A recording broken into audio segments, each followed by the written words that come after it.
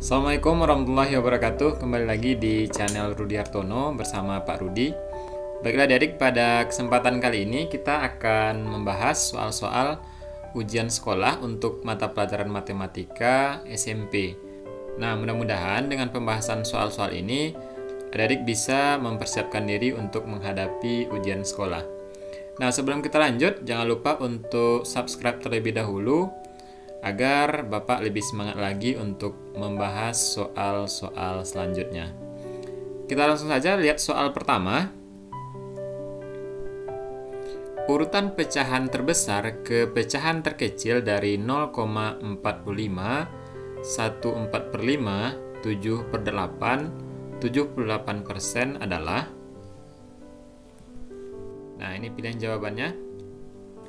Nah, adik, soal pertama ini terkait materi bilangan ya.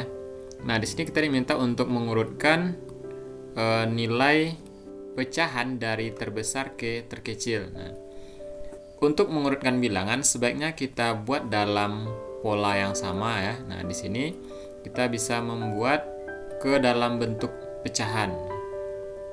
0,45 itu kalau kita jadikan pecahan sama dengan 45/100. Kemudian 1/4/5 ya, 1/4/5 itu sama dengan 9/5. Kemudian 7/8 sudah dalam bentuk pecahan. Kemudian 78% itu sama dengan 75/100. Nah, agar lebih mudahnya lagi adik melihat mana yang terbesar, yang terkecil, sebaiknya samakan penyebut ya. Karena ini sudah ada dua pecahan per 100, maka kita jadikan per 100 agar lebih mudah. Oke, ini per 100 ya, 100 bagi 5 20 kali 9 sama dengan 180. Kemudian ini juga jadikan per 100. 100 bagi 8 sama dengan 12,5 dikali 7 sama dengan 87,5. Nah, dari sini adik-adik sudah jelas bagi kita urutan dari terbesar ke terkecil ya. Jadi yang paling besar itu adalah 1/4/5. Kemudian yang kedua 7/8. Yang ketiga 78%. Dan yang paling kecil 0,45. Sehingga jawaban untuk soal ini adalah C ya. Hasil dari min 46 ditambah 36 dibagi min 2 dikurang 12 kali min 1 adalah. Nah, masih terkait materi tentang bilangan ya. A min 52, B min 29, C 7, D 1. Nah, ini kita selesaikan saja langsung. Nah, ingat di sini adik yang perlu dipahami adalah urutan operasi bilangan itu ya, mulai dulu dari K, Ba, Ta, Ku. Ya, kali dulu ya, kali, kemudian bagi, tambah, kurang. Jadi kali dan bagi itu sama, boleh didahulukan kali atau bagi, kemudian setelahnya baru tambah dan kurang ya. Nah, kita tuliskan di bawah agar lebih jelas. Min 46 ditambah ya hasilnya. Jadi di sini ada bagi dan kali. Jadi ini kita selesaikan terlebih dahulu. 36 dibagi min 2 sama dengan min 18 dikurang 12 kali min 1 sama dengan min 12. Oke, ini kita selesaikan lagi. Min 46 tambah kali kurang, hasilnya kurang ya, 18. Kemudian kurang dengan kurang jadi tambah 12 sama dengan min 64 ditambah 12 sama dengan min 52. Oke, seperti itu ya adik. Jawabannya adalah A. Dalam suatu kelas terdapat 46 siswa. Ada 33 siswa senang pelajaran matematika, 27 siswa senang bahasa Inggris dan 12 siswa yang tidak senang pelajaran matematika atau bahasa Inggris. Banyaknya siswa yang senang pelajaran matematika dan bahasa Inggris adalah A. 7 siswa, B. 11 siswa, C. 26 siswa, D. 18 siswa. Oke, nah soal ini tentang materi himpunan ya. Nah, kita buat dulu data yang diketahui dari soal. Dalam suatu kelas terdapat 46 siswa, berarti ini adalah himpunan semesta sama dengan 46. Kemudian 33 siswa senang pelajaran matematika. Ini kita simbolkan dengan ya A saja ya. NA sama dengan 33. Kemudian 27 siswa senang bahasa Inggris. Ini kita tuliskan sebagai NB. Himpunan B sama dengan 27. Kemudian 12 siswa tidak senang pelajaran matematika atau bahasa Inggris. Nah, atau di sini berarti gabungan ya, karena tidak maka bisa kita tuliskan dengan N A gabung B aksen sama dengan 12. Banyaknya siswa yang senang pelajaran matematika dan bahasa Inggris adalah, dan di sini berarti irisan ya. Jadi yang ditanya adalah N A irisan B sama dengan titik-titik ya. Nah, maka untuk kondisi soal seperti ini bisa kita hitung menggunakan rumus N A irisan B sama dengan N A gabung B aksen ditambah NA ditambah NB dikurang N semesta ya, sama dengan 12 ditambah 33 ditambah 27 dikurang 46 sama dengan 72 dikurang 46 sama dengan 26 siswa. Nah, kita boleh hasilnya 26 siswa ya. C. Baik, soal selanjutnya, perhatikan pernyataan aljabar berikut. 1. 25 kurang X kuadrat sama dengan X tambah 5 kali X kurang 5. 2. X kuadrat kurang X kurang 20 sama dengan X tambah 4 dikali X kurang 5. 3. 2X kuadrat ditambah 5X kurang 12 sama dengan 2X tambah 3 dikali X kurang 4.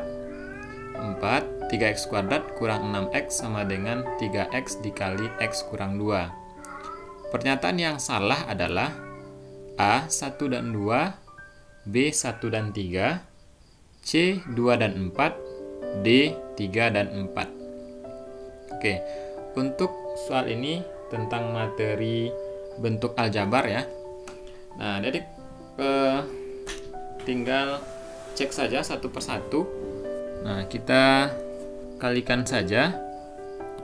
Untuk yang pertama ini akan dihasilkan X tambah 5 dikali X kurang 5 sama dengan X kuadrat dikurang 25 ya. Ini sifat dari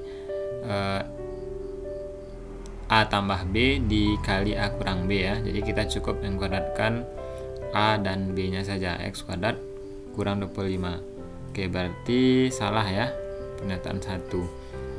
Kemudian X tambah 4 dikali X kurang 5. Ini hasilnya kita peroleh X kuadrat dikurang 5X ditambah 4X dikurang 20 sama dengan X kuadrat dikurang X kurang 20.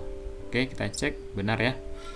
Kemudian yang nomor 3, 2X kuadrat. Oke, ini 2X kuadrat dikurang 8X ditambah 3X dikurang 12 sama dengan 2X kuadrat dikurang 5x dikurang 12. Oke, kita cek. Oke, ada kesalahan di plus 5x ya, berarti ini salah. Kemudian yang keempat, diperoleh dari sini 3x kuadrat dikurang 6x. Oke, berarti ini benar. Nah, sehingga yang salah adalah 1 dan 3B ya. Oke, soal nomor 5. Pak Abdul mempunyai persediaan bahan makanan untuk 60 ekor ayamnya selama 24 hari.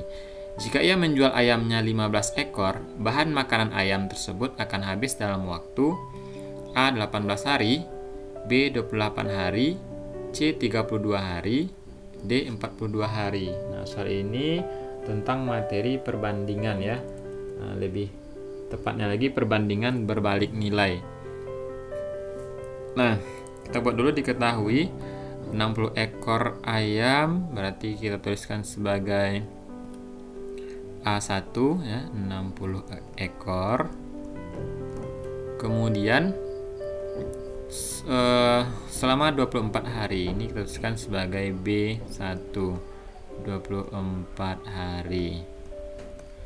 Kemudian ia menjual ayamnya 15 ekor, berarti itu sebagai A2 ya, tapi kita kurangkan terlebih dahulu ya, 60 ekor kemudian dijual 15 ekor, tentu yang tinggal sekarang adalah 45 ekor.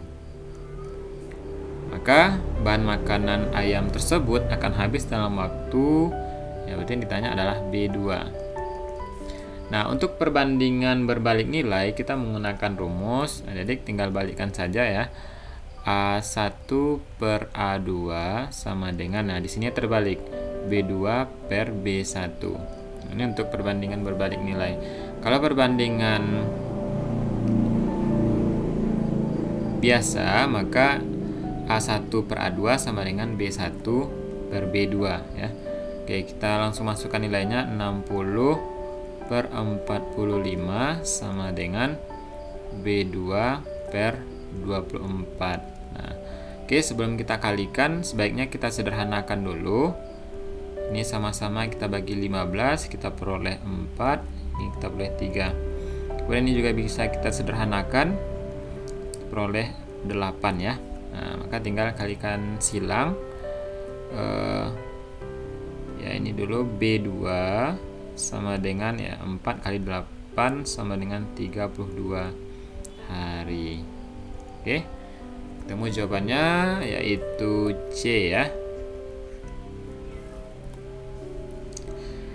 Agus meminjam uang di koperasi sebesar 2 juta rupiah dengan persentase bunga pinjaman 9% per tahun. Pinjaman tersebut dikembalikan selama 8 bulan dengan diangsur. Besar angsuran per bulan adalah A. Rp265.000, B. Rp180.000, C. Rp144.000, D. Rp120.000. Oke, soal ini tentang aritmatika sosial ya, terkait dengan bunga ya. Nah, yang pertama, Adik, kita hitung terlebih dahulu berapa besar bunga ya, besar bunga dari pinjaman ini ya. Nah, itu dihitung dengan rumus bunga sama dengan modal dikali persentase bunga ya, dikali dengan lama angsuran ya, lama angsuran. Nah, sama dengan modalnya tadi 2 juta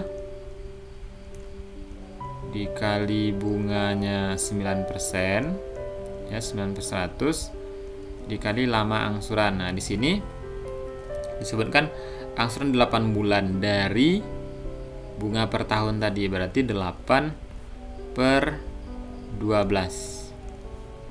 Oke, ini bisa kita sederhanakan ya. Nah, dari sini diperoleh hasilnya Rp120.000. Nah, kemudian untuk angsuran didapatkan dengan rumus ya, tentu modal tadi ditambah dengan bunga dibagi lama meminjam ya, lama pinjam, sama dengan 2 juta ditambah 120.000 dibagi lama meminjamnya adalah 8 bulan. Nah, diperoleh hasil 265.000 rupiah. Oke, nah, seperti itu caranya adik-adik. Nah, jawabannya adalah A. Perhatikan gambar. Pasangan sudut yang berjumlah 180 derajat adalah A. Sudut P4 dan Q1, B. Sudut P3 dan Q1, C. Sudut P2 dan Q2, D. Sudut P1 dan Q1. Nah, soal ini tentang materi garis dan sudut ya. Nah, yang perlu dipahami di sini adik-adik, sudut yang berjumlah 180 adalah sudut yang berpelurus ya. Ingat istilahnya ya, sudut yang berpelurus atau suplemen. Nah, mana itu? Misalnya P1 dengan P2 itu berpelurus ya, atau P1 dengan P4 itu berpelurus. Nah, kemudian satu lagi yang perlu diingat di sini sifatnya adalah ada sudut yang sama besar itu adalah sudut yang bertolak belakang. Nah, berarti contohnya ya, sudut P1 itu sama dengan P3 ya. Itu yang disebut dengan sudut bertolak belakang, atau P2 dengan P4 ya. Begitu juga P2 sama dengan P4. Nah, kemudian satu lagi sifat yang perlu dipahami atau diingat di sini adalah sudut yang sehadap. Itu juga sama besar. Contohnya P1 dengan Q1 ya. P1 itu sehadap dengan Q1, nilainya juga sama. Nah, sehingga dari sini ya akan kita lihat nanti hubungannya ya. Kita cek saja satu persatu pilihan jawabannya. P4 dengan Q1 ya. P4 ini dengan Q1. Nah, Q1 sama nilainya dengan P1 ya, berarti ini benar. Nah, oke, langsung kita temukan jawabannya. P3 dengan Q1. P3 Q1. Nah, ini bertolak belakang ya, berarti nilainya bukan 180. P2 dengan Q2. Oke, ini nilainya sama, jadi jumlahnya juga tidak 180. P1 dengan Q1 ya sama, nilai sudutnya sama dan jumlahnya juga tidak 180. Nah, maka jawabannya sudah jelas A. Perhatikan gambar berikut. Keliling bangun di atas adalah A 27 cm, B 19 cm, C 17 cm, D 14 cm. Nah, soal ini tentang segi 4 ya. Nah, kalau kita perhatikan adik-adik, gambar ini sedikit mengecoh ya, tampaknya sulit tapi sebenarnya ini gampang saja. Nah, coba kita perhatikan, ambil salah satu sudutnya ya. Jadi di sini kita ambil sisi yang ini, kalau kita pindahkan ini sama dengan sisi ini ya. Oke. Kemudian sisi yang horizontal atau yang sejar sumbu X ini kalau kita pindahkan itu sama dengan ini. Nah, oke. Nah, maka akan berlaku hal yang sama untuk sisi yang lain. Oke, ini juga bagian kanan atas dan bagian kanan bawah. Nah, dari sini maka bangun ini sama dengan bangun persegi panjang. Nah, kalau sudah persegi panjang, maka kita tinggal menghitung kelilingnya dengan rumus ya, rumus keliling persegi panjang 2 kali P ditambah 2 kali L. Nah, kita hitung panjang dan lebar masing-masingnya. Untuk panjang ini sudah ditunjukkan 4, kemudian panjang sisi yang menengkuk ke dalam ini 1 cm, berarti masing-masingnya tambah 1, berarti panjangnya kita peroleh 6 ya. 2 kali 6 ya, berarti ini 1 masing-masing, ini juga 1 ya, tinggal tambahkan. Kemudian ditambah 2 kali L. Lebarnya di sini sudah ditunjukkan 1,5, kemudian tambah 1 di bawah dan 1 di atas. Nah, jumlahnya 3,5 sama dengan 12 ditambah 7 sama dengan 19 cm. Nah, oke, seperti caranya adik ya. Ya, jawabannya adalah B. Jika ditentukan suatu barisan bilangan 1, 5, 11, 19 dan titik-titik, maka dua suku berikutnya adalah A 27 dan 37, B 28 dan 39, C 29 dan 41, D 30 dan 42. Nah, ini soal terkait dengan pola bilangan. Nah, untuk soal seperti ini, adik tinggal melihat apa pola yang dibentuk oleh bilangan ini dengan cara melihat selisih dari bilangan satu ke bilangan yang lain. Oke, kita langsung cek saja. Dari 1 ke 5 itu selisihnya 4, kemudian 5 ke 11 selisihnya 6, 11 ke 19 selisihnya 8. Nah, kalau kita lihat polanya, selisihnya mulai dari 4 ya, kemudian 6, 8 itu merupakan bilangan genap. Nah, berarti untuk selisih berikutnya bisa kita prediksi nilainya adalah 10. Dan satu lagi selisihnya 12. Nah, maka kita tinggal jumlahkan saja. 19 tambah 10 sama dengan 29. Dan satu lagi 29 tambah 12 sama dengan 41.